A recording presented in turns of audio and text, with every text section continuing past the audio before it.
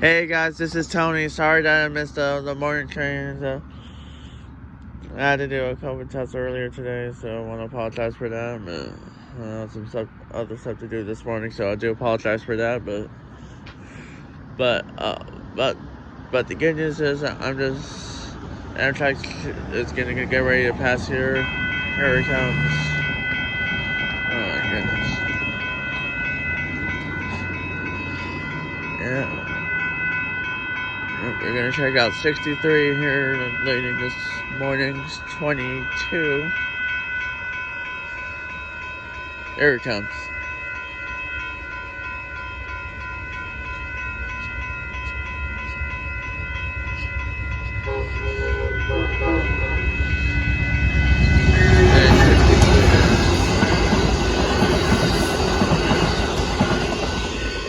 Nice.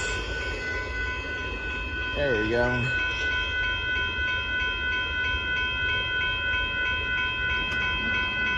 And there we go.